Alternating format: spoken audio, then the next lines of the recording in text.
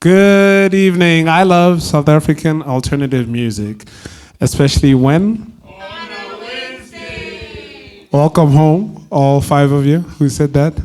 All is well. Guys, welcome to your weekly touch-up, week 103. We love South African alternative music, especially when? On a Wednesday. Tonight is no different, but the main difference about tonight is that we decided in celebration of just calmness and I guess accommodating for the weather that needs us inside and to be closer, let's touch base. This is our brand new format that we've been introducing for the last 3 weeks, as touching base, having wholesome conversations about our industry if you're a musician, or our industry if you're a creative, if it applies to you. But we're all here for similar reasons. We've had some incredible panel discussions over the last couple of touch-ups, touching base, I think our first one was just before Bushfire. We had a gentleman who co-curates for Bushfire, and we happened to be playing Bushfire as well. So it was nice to get insights on how artists can better position themselves. We spoke to managers, we spoke to documenters of the culture, and just trying to get those practical insights. So let's touch base, Tap your neighbor and say, neighbor, it's a Wednesday, baby. It's a Black Wednesday. That's not what I said. All right, guys. So I want to bring on our very first panelists. We've got two incredible panelists this evening looking for insights. So when you have a question, a burning question, just put it in your pocket and then we'll open up the floor for very few questions. That goes for you, Debs. So cool. Anyway, so our first panelist is a cultural connector, storyteller, and former co-curator and co-producer of Strictly Soul, Africa's biggest R&B community event series. Through her work, Anita has helped carve out a home for lovers of soulful music across the continent, curating intentional feel-good spaces that celebrate joy, rhythm, and connection. Make some noise for Anita Makgetla. Thank you.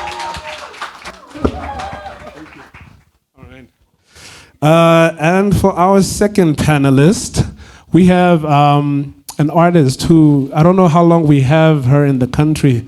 I always see her in bouts, I don't know, we need your schedule.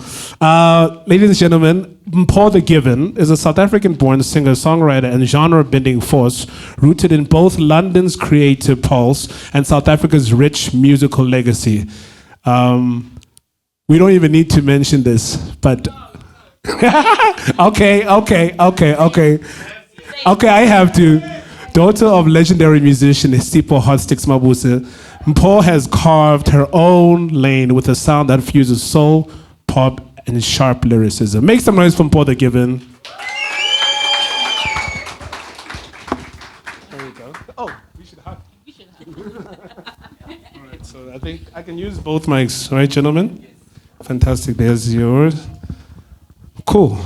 Thank you so much, guys. Thank you for honoring. Let's touch base. It's so important while we have you, even considering how cold it is. It makes sense that we get closer in conversation. Are we in agreement? Because we love South African alternative music, especially when? On a Wednesday. So we're looking for insights, right? No, nothing too formal. Just, you guys, we just want your experiences. You guys are the experts. You guys are the thought leaders in this case. No pressure, but everybody's excited for what you guys have. So I'll start with you, Anita, right? So she obviously, as I mentioned, Strictly Soul, biggest R&B event on the continent, right? So let's talk about it. You helped Strictly Soul grow into a Pan-African movement. What do you think local artists often underestimate about starting where they are instead of just shooting for the UK, the US, China, Europe, and all those other countries? So I would say the main thing, I think South Africa is really hot shit right now. There's a lot of really important cultural, especially musical stuff coming out of South Africa. But a lot of that is rooted in the support that the artists have locally. So I think, one of the key things is before you can look outside, you got to be building the community here and building the connections here that you have. So, you know, kind of like what you guys are doing, build the community that supports your art, that supports you as an individual, that believes in you, and that will help propel you further. And I think, you know, a lot of times we've seen artists go overseas, I would say prematurely, when they haven't really built that serious, solid connection with the local market. And when they get to overseas land, wherever it may be, then it kind of almost gets watered down and loses kind of that core value to it.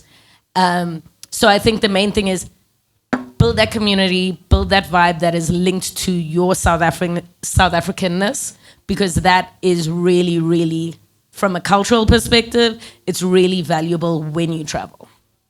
Absolutely. So just a quick one. We're going to give each panelist one round of applause. I'll let you choose which answer. In fact, you guys will choose which answer slapped the most. And then once you give that applause, that's it. But thank you, Anita. Mpho the GVN, I mentioned that I see you ever so often or rarely. You're in the UK, and I often bump into you this side because I've never been in the UK. But it's always a pleasure. Anita mentioned something about artists needing, or generally needing to maintain a presence in, South Africa if you're back in this area. And you happen to need to do it on both ends, in the UK and in South Africa. So I'm curious, you being based in the UK, you return to South Africa often. Why is it important for you to maintain a presence here? And what does that presence look like practically? I think initially, when I read the question, I was like, what does that mean for me? And I think because I feel like I'm really just beginning by doing things like this here in South Africa. I have people, I have like small communities that I've built here over the years, but as an artist, I've been on a hiatus. So I'm kind of, this is like a rebirth, and it feels really important for me to do that here at home. Because as much as I was raised in the UK, I've lived there my whole life. When I come here, I can really feel, like you're saying, there's like a real cultural connection for me that's important. So I'm kind of starting from scratch. I hope you guys are gonna like back me and follow the journey and stay around, you know? Like I've had records out here and I come back and people are like, I remember your record playing on BET or whatever it was. And I'm like, yeah, that's an old version of me. And I think, migration of people is tricky, but the way that you move with your culture, where you carry your culture, and how you become intentional when you realize it's necessary to connect with that. And I guess that's what I'm trying to do here at the moment. So thank you for having me. I appreciate. Do you wanna cash in that applause? You look. Okay. Guys, round of applause for Mpho the GVN. I might be lenient and give you guys another one, but thank you for that. I think it gives so much context, and I think another thing that you've affirmed in your answer is that it's okay to take a break when needed. You know, sometimes life calls you to take a break, and I'm just grateful that upon your return, you were very ready to start over, as you've put it. It isn't easy. As an artist, you do a lot, you take a break, and sometimes life forces you to maybe prove yourself again. So this is home for you. Yes. Can I add to that? So just in case anyone thinks I'm still the plug, I am no longer with Strictly Soul, and very much for this reason. I think, I've now recently taken a massive pivot to kind of pursue my own thing. Okay. And it's very scary. It's really a wild thing to have done, but it's sometimes a thing that you really, really have to do. And don't be afraid to do that, because I think it is also, the joys of being a creative is that your passion leads, and trusting your passion, believing your passion, and following that can't lead you wrong. So just don't be afraid of pivoting. I would highly second that. Yeah. Sorry, you said it was a casual conversation. Oh, I'm going to say, absolutely. Don't worry about it. The kind of detours I have taken on my journey. I've been in artist management. I run a similar kind of event, like a live music showcasing event in the UK, Fireball Sessions. Yep.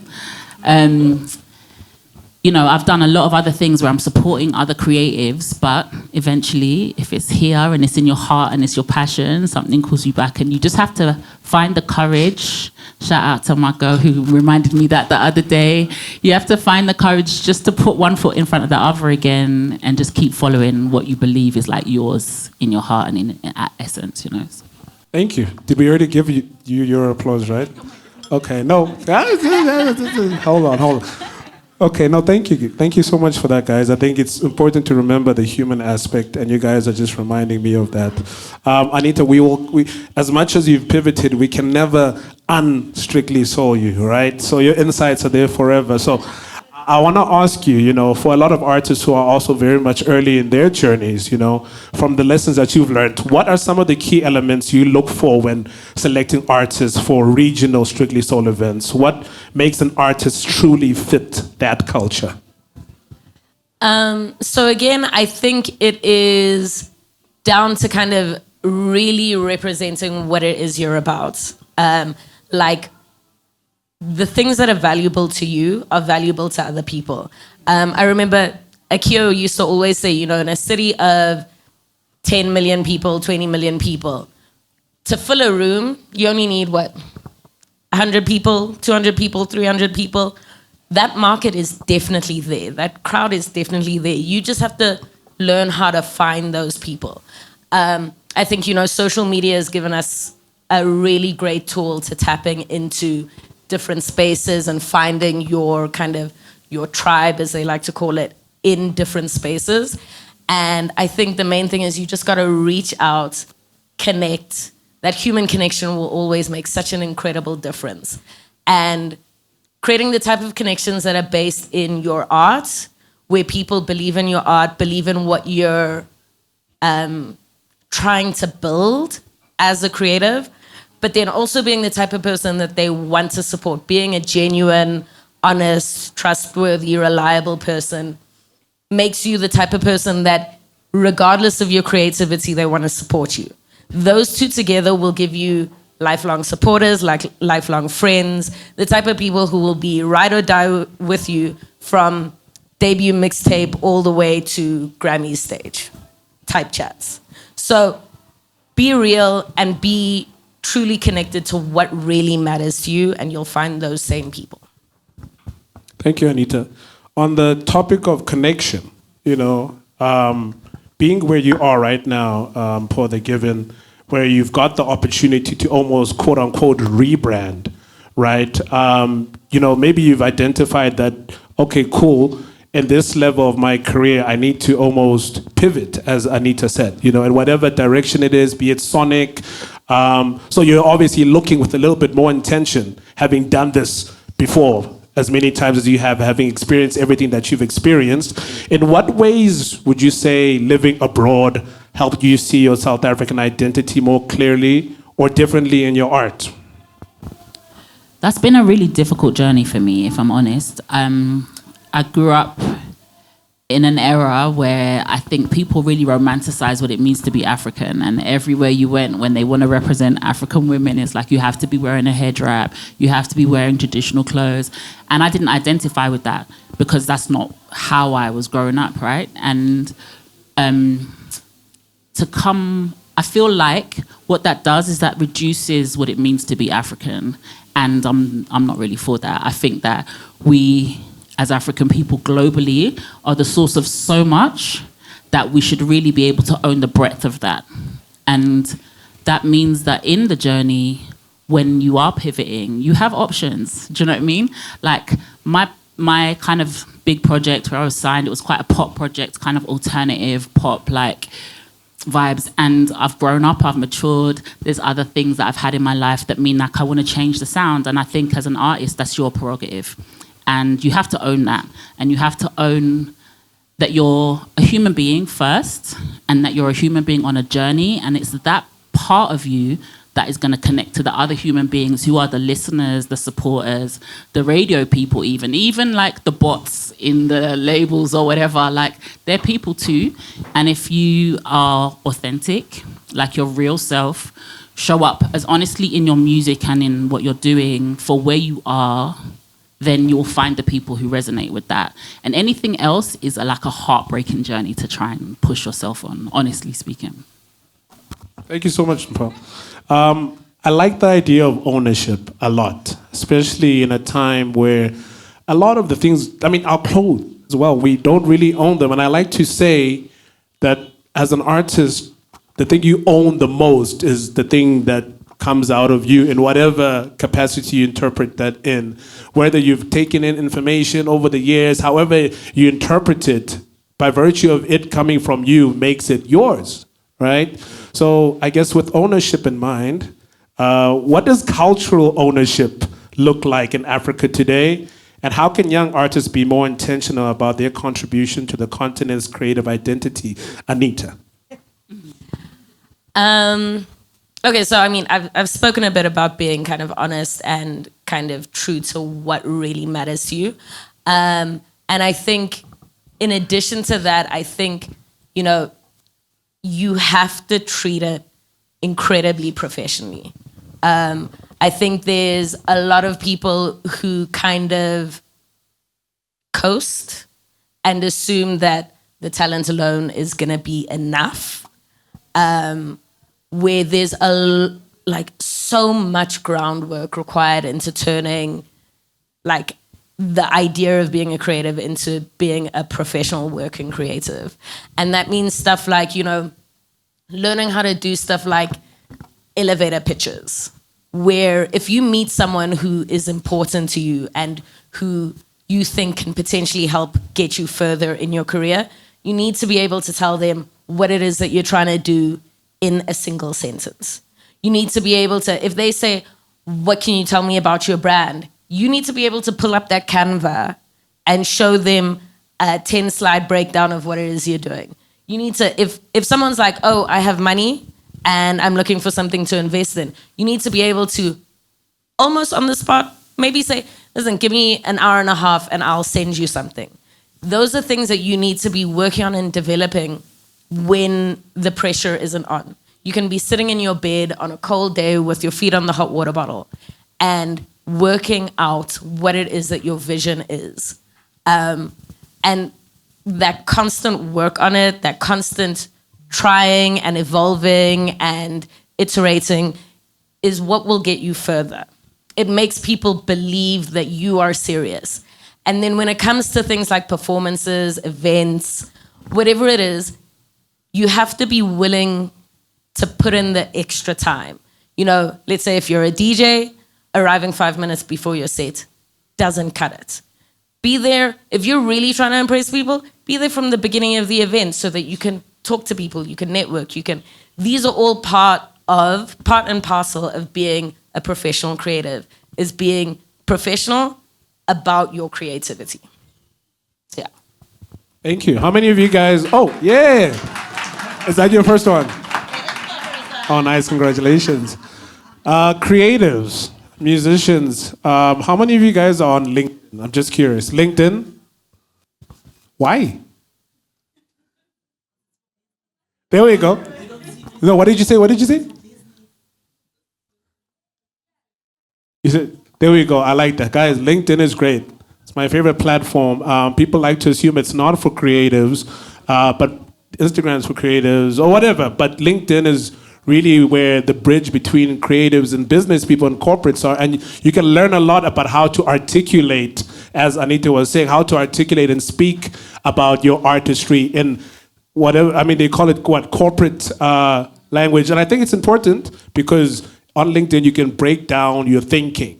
You know, the people who are writing think pieces there, they also have time to read think pieces. It's different on TikTok, it's different on Instagram. So I would encourage everybody to get on LinkedIn and just develop that vocab around professionalism, around your artistry. You know, on Instagram and other platforms, you're able to say, hey guys, out now, check this out. On LinkedIn, we developed this rollout.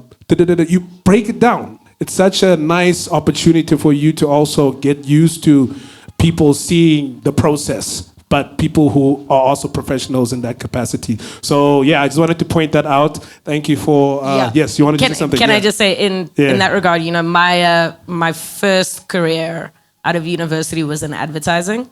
And I think advertising, while, in my opinion, no offense to anyone who's god-awful industry, taught me so much about how you communicate ideas to a wide audience. And also taught me a lot about how to take criticism about my creative output. At the time, I was a copywriter, and I spent so much time producing thousands of ideas and having 90% of them shot down.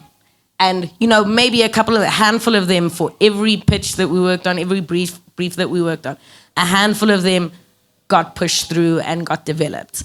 And it teaches you a lot about how to take criticism and also how to talk to corporates. Because honestly, they like to think they really know better and they're dumb as rocks. And it takes a lot of empathy, which a lot of creatives do have, a lot of empathy to understand that they're coming from a place very often of thinking they know better. And you have to learn how to say things in ways to them that they can understand and they can internalize. And until you realize that, they won't hear you. I have a slightly controversial take on this. Let's go. And my take is that so much goes into being an artist. Like what it takes for you to get up every day and kind of reach from inside here and pull it out and put it in a way that people can connect with and resonate with. I think it's a lot to ask, and I wonder. I know this is the direction that the industry has gone in, right? But I don't know how healthy it is for artists to feel like they have to take on everything and be everything. I think it's quite damaging that we're expecting artists to like be engaged and fully consumed by their art and then pop out and be like, so today, and play that game. And I think that can sometimes be a little bit soul destroying to put that pressure on. So I think it's about finding a balance. I think you're an artist first. Let that be the thing that speaks for you. And know how to speak about your art in a way that you can speak for yourself, that you're advocating for yourself, that you're speaking for yourself and who you really are. And let that lead all the time. Have a LinkedIn, but be yourself on a LinkedIn. Don't go on LinkedIn and try and sound like a corporate industry person, because really that's not what they're looking for.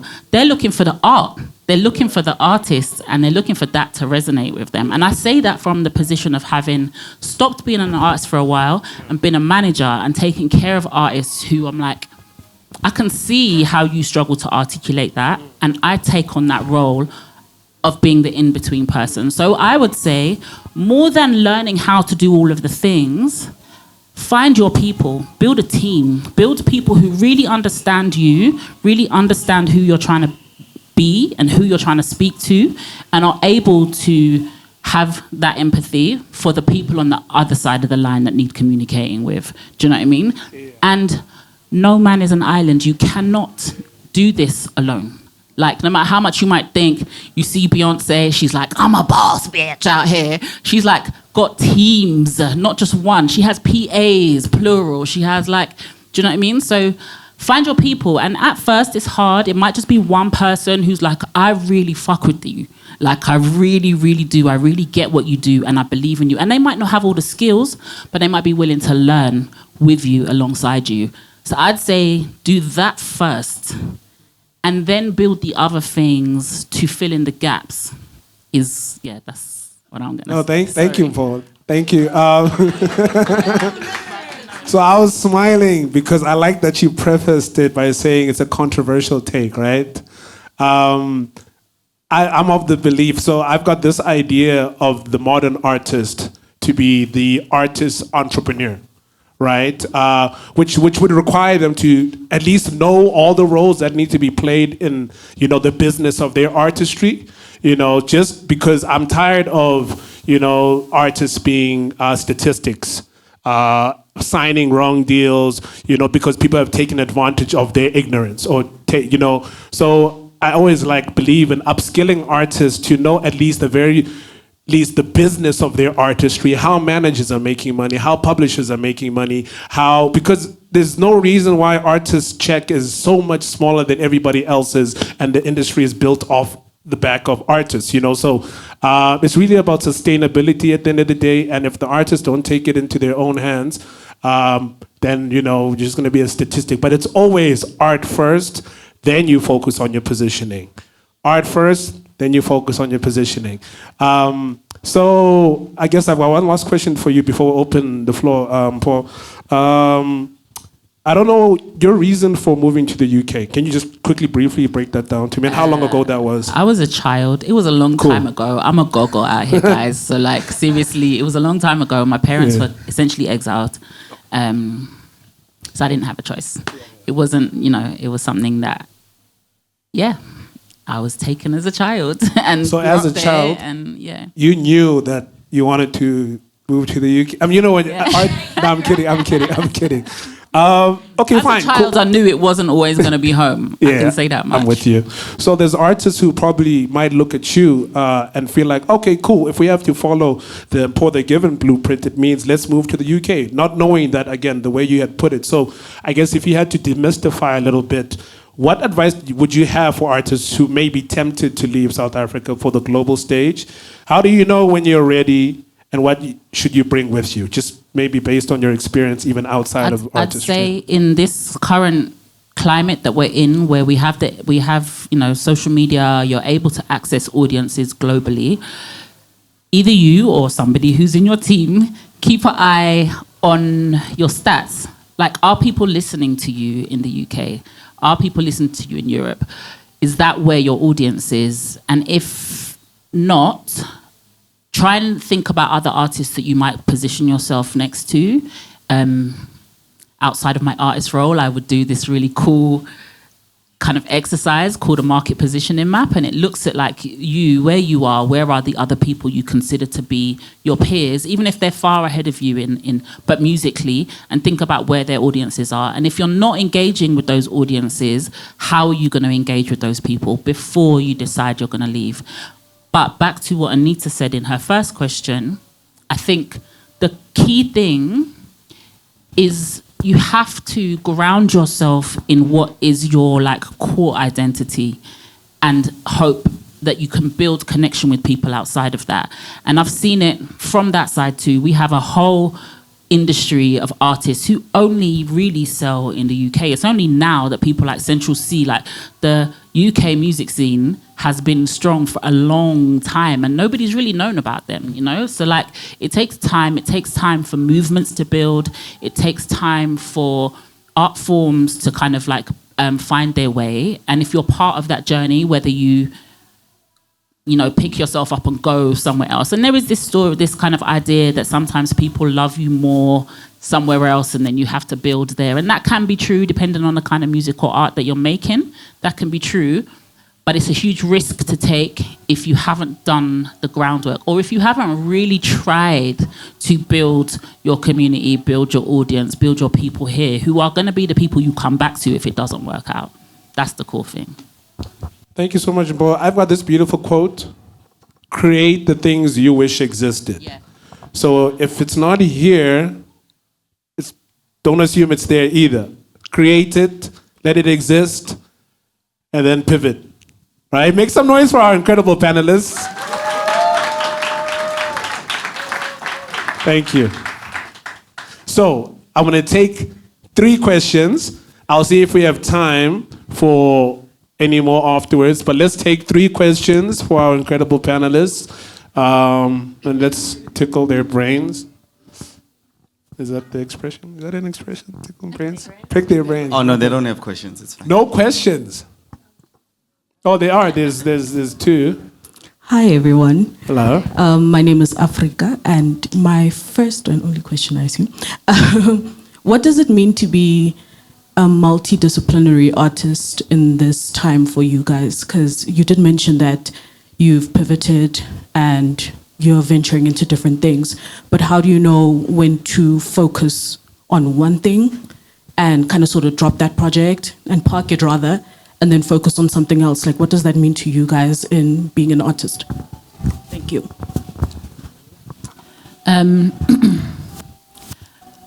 I would say, and this is something that's kind of relatively new for me, like being a multidisciplinary artist, like if you're talking about actually doing different types of art, I think that's part of the artist journey in general. Like if you're a musician, for me anyway, I'm always like looking at music videos, and I'm not just watching them as a consumer. I'm looking at the edits. I'm thinking about the way it's shot. I'm thinking about the story that it's telling, to the point that now I feel like I'm able to kind of impart that into my own creativity in ways. So I think that's a really important thing, is to always be multidisciplinary, even if it's not a practice, that it's something that you are consuming. Go look at art. Go spend time watching like alternative films. Like think about, have a Pinterest board with all sorts of shit on it, like across the spectrum of art forms. And I think really it is about being intentional about your engagement in different types of art forms, or the different types of art forms that you think inform your day-to-day practice as an artist, whatever that is. But it's hard. And it means being tired, and it means being frustrated sometimes, because you're like, I want to finish, and I want to, and then having to like have your people that you've gathered, that you've built around you, go like focus on that for now, and a little bit of discipline. Yeah, so I think it's also very much a personal thing. You know, I think there are some people who are very, very certain they are one thing. I am a singer, I am a rapper, I'm a producer. Whatever it is, there are those people, and kudos to them. Part of the reason why I did my major pivot recently was because my life had gone from multidisciplinary into monodisciplinary, I guess. And you know, this thing, Strictly Soul, that had always been one of my outlets, one of the things that I did, and something that I genuinely enjoyed doing. Like I love Strictly Soul. But it became my entire life, to the detriment of all of the other creative pursuits that that feed my soul. And so part of the reason why I stepped away from that was so that I could maintain my identity as a multidisciplinary creative. And I had the time to make sure that the parts of my brain that weren't being fed are being fed. And I think, you know, it's a matter of deciding what are the things that are crucial to your happiness and to your success, and making sure that nothing is being neglected. You know, as she said, there are times when you need to focus on one thing because for a economic, professional, whatever reason, that's what you need to focus on right now. But don't, you know, if you consider yourself multidisciplinary, don't allow the things to fall at the wayside. I just wanted to answer as well. I am a firm believer in specialization and developing a deep expertise, right? That often requires you to focus, right? And I say this because you'll find that being an expert, you know, gives you an opportunity to pivot anytime. You know, you'll find yourself being an expert in one thing, and then you're a respected expert. You find yourself like, I want to stand behind a film director. And I wanted to say, oh yeah, you're Balwanster, sure. Because I'm an expert doing the Balwanster thing. So in the meantime, I'm gonna focus, develop this deep expertise as Balwanster in whatever capacity that looks like. And then I don't wanna be a generalist, right? That's just me. Just as far as I've decided to do music. I studied graphic design, but I didn't study graphic design to be a graphic designer. I studied graphic design because the thing I'm focusing on, which is music, needed me to be one of the best branded artists, right? So I used everything else to funnel it into this one thing, right? Develop that deep expertise. And then if I ever want to do merchandise that's really fashionable, I know who, give me a fashion person in South Africa, someone quickly. Tebe Magugu is going to say, oh yeah, of course, you're Balwanster, of course you can decide on the color of this thing. You know, I want my deep expertise to allow me to pivot at any point. But I just want to focus and develop that expertise and be a specialist. Yes. Hi, everyone. Hello. Yeah, just shout out to creating this kind of platform, because I think it's really good for all of us to hear this. Very much.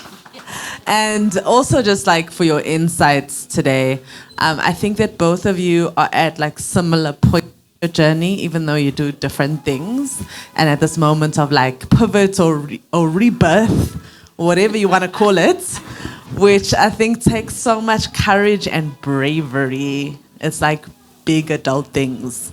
The question I want to ask is what is the one question that you are asking yourself as you take the step, or the one thing that you're asking of yourself as you take the step?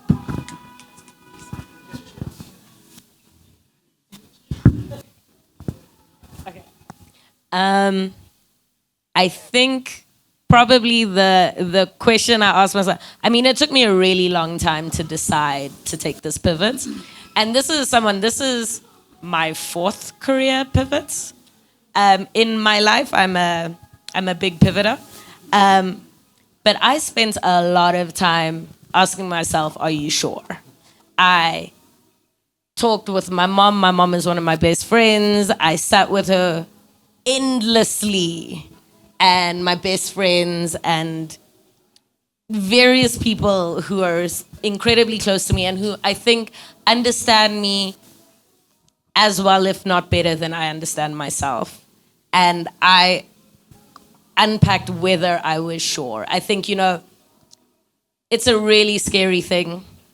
And especially, if you're walking away from money to pursue passion, it can be very worrying. There are lots of, obligations, responsibilities, things that you need to consider before you take a big pivot.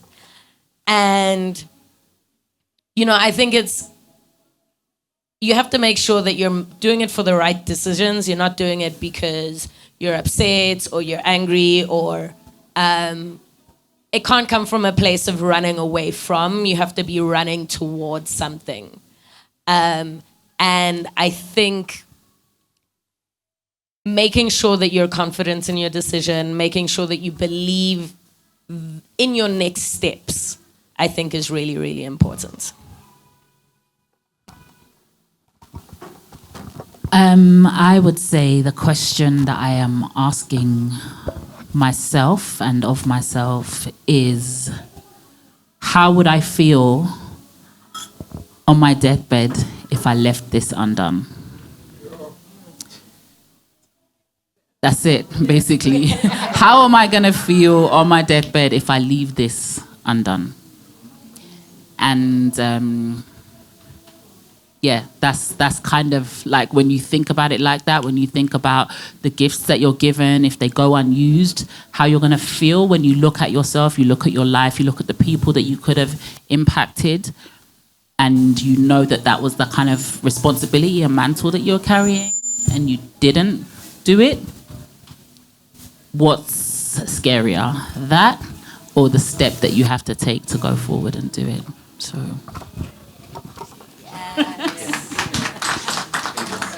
Hola, hola. My name is Tiamo. Hey, guys. I'm really grateful to be in a space like this, guys. Having conversations is super important. This kind of contradicts me being on the mic, but my question is not as intelligible. But how do you practice being brave? You know what I mean? Because whether or not you're new to artistry or whatever craft you're getting into or you believe in, there's just that thing that sort of holds you back, a bit of doubt, a bit of questioning and whatever. And in my experience, I've always had trouble taking that extra step to be like, okay, I know what I believe in, I know what I want, but there's the needs that come with that, and getting that to that step is a bit hard. So as a small example to say, if I hit up 5 artists knowing that I have a particular type of project I want to create, and 5 artists say, okay, we're going to listen to you, 4 artists say we're going to do it, at the end of the day, 1 artist shows up, and now I have to go again and try again to make this project reality, even if I have to change people or I have to change the way I go about it. But I find it so difficult at times, it feels so much easier to just sit by myself and say, well, I guess I have to do it myself, but then it doesn't work out. So how do you practice that bravery for someone who's entering something? Speak to that. It's hard, but it is, as far as I am concerned and from my experience, it's what I'm doing right now, right? It is, you practice like any muscle. The more you do it, the better you get at it. You just have to keep going, and you have to kind of find one little thing inside you that reminds you why you're doing it, and keep going, and keep going. And you're going to get the knockbacks. You're going to get the people who are not going to participate, who are not going to show up. Why are you doing it? What's your why? And let that be your courage, and keep going. Like, I think you literally, that is that level of vulnerability that you're talking about. That's because that's what it is, right? We're afraid to like put ourselves out there and then get knocked back, and then put ourselves out again and get knocked back. And it's like, that is the muscle of really building good art, is because the more you do that, the deeper you're going to go with the art that you're trying to create, and the more that will resonate with people. And just to add to that, I think also, you know, as I said, a lot of being a professional creative is being professional, putting in the work. And I think, you know, as long as you know that you've been putting in the work and really, really pushing your craft, your concept, whatever it is that you're doing, really, really making sure that you are operating at the highest level that you can be. The main thing then that you need to do is not let yourself get consumed by imposter syndrome, which I'm sure many of us have experienced. And a lot of that is just remembering how many mediocre people do really, really well in this world. And, you know, those people can go out there with absolute air between their ears and still really, really believe that they have hit gold. And oftentimes that confidence that they have is what carries them through. You know, fake it till you make it is a really, really real thing. And I know there are so many, especially artists, especially performers. I know so many performers who, whether it's their first performance or their 999th performance, are there shitting bricks before every performance because it matters so deeply. And the main thing is that the fear of failure can't be the reason that you fail. You know, if life comes and fucks with you, it is what it is. But you can't be your own biggest obstacle. You have to get over that. That is the one thing that you absolutely have to defeat before any other challenge.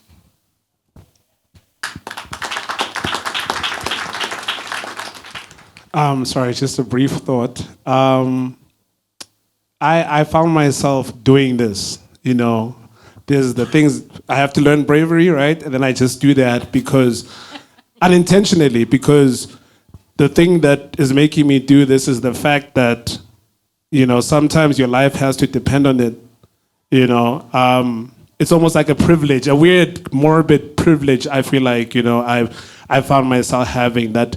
This thing has to work out, or my story has to be told because my life depends on it, right? I'm a very sensitive guy, so if people don't show up to my thing, I'll take it very personally, but at the end of the day, I'm gonna have to, this thing has to be done. So my fear of, I think when you mentioned the deathbed thing and then realizing, you know, have I done this? Wait, sorry, can you put it the way you put it about the deathbed? It was great.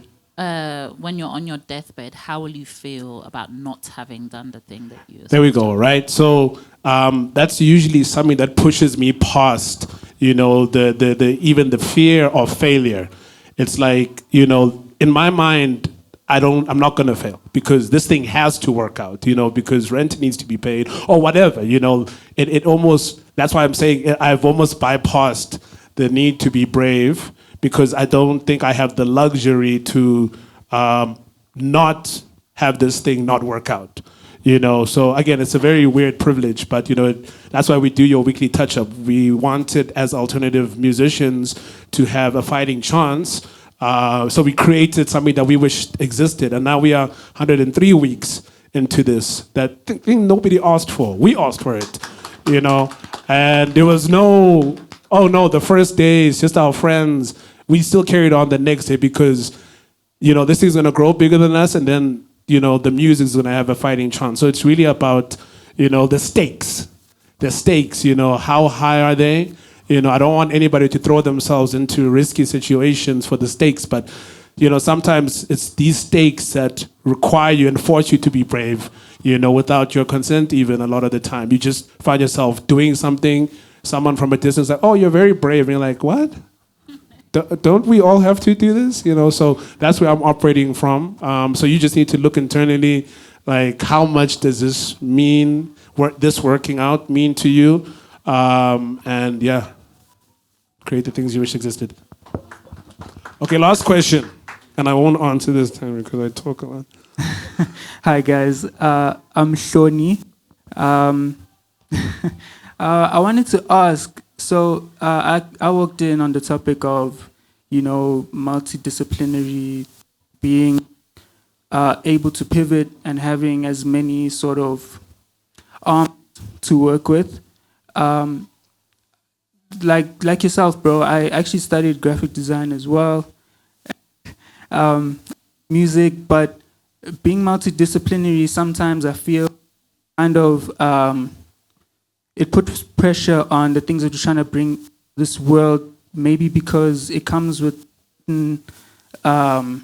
perfectionism, because you have such a knowledge of all of the things that it may not be an expert knowledge in everything, but you know a little bit at least about multiple things, so how do you take that pressure off of the things that you're trying to do in order to give space to those things to grow, I suppose? Yeah, if that makes sense.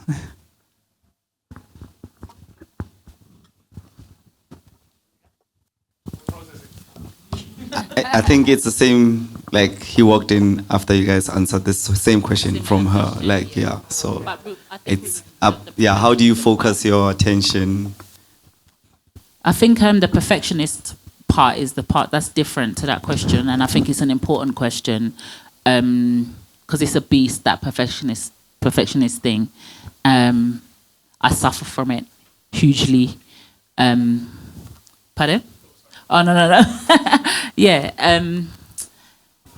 I think if you remember that it is a journey and that with every time you expose yourself, you have the opportunity to learn and get better and stronger, faster. No, I'm joking. But yeah, just you have the opportunity just to grow. And if you look at it as a journey of growth rather than like a finite position that you're going to find yourself in, and you feed those things into that, that's the best advice that I can give for that.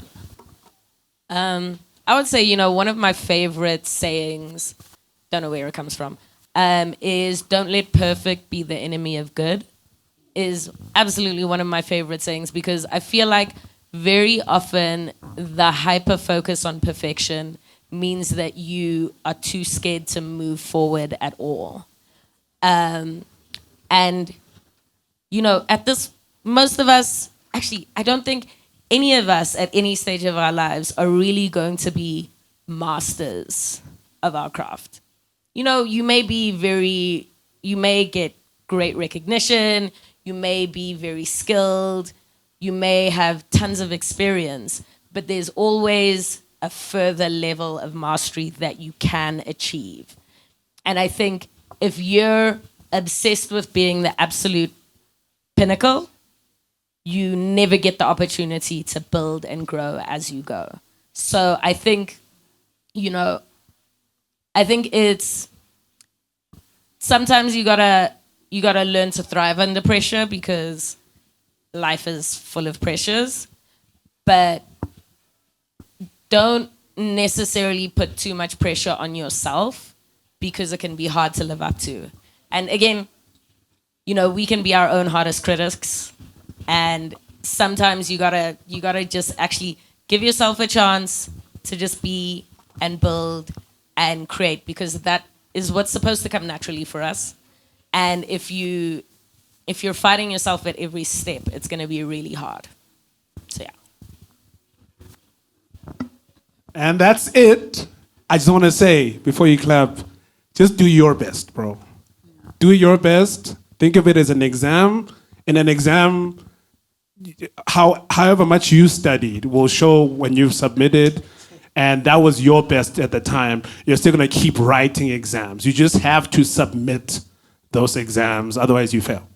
So, you won't have a choice but to submit. So just think of it, this is your best right now, and your best is going to keep getting better and better and better the more your life bar, if game references grows. If it's this big, just fill this. Just fill this, and it's going to keep doing this and keep doing this. But as long as it's your best, that's how I'd beat perfectionism. Your version of it right now is perfect because that's the skill level you have right now. It's perfect for what you need to solve for right now. If you're worried about perfectionism, oftentimes it's because you're looking around you way too often and not focusing on the thing that's right in front of you. That needs just your two hands. That is all for me. Yes. That, as the great Mariah Carey once said, I'm doing the best I can with what I got. There we go. Make some noise for our incredible panelists. This is your weekly touch-up. Thank you so much, Anita. Thank you so much, Mpho the GVN. We will be seeing you in a little bit. Don't go too far. Anita, thank you so much. We see you all the time. This is home for you.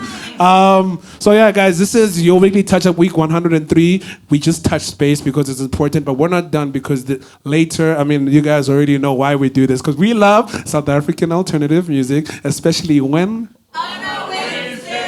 And that is what we're going to deliver. So don't go anywhere. Grab a non-alcoholic beverage. Grab a coffee. Grab a slight drink, wet soft drink, water. And then you will ready our very first act, okay? Stick around.